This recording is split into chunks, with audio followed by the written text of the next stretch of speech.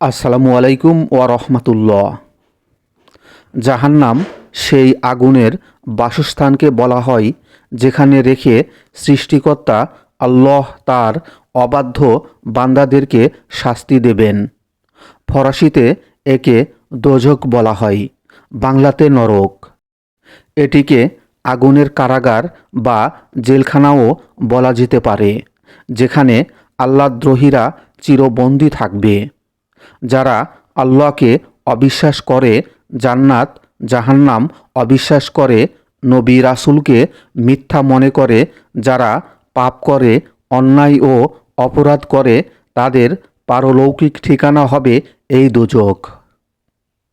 এই জাহান্নাম হলো মানুষের সবচেয়ে বড় লাঞ্ছনা, সবচেয়ে বড় ক্ষতি।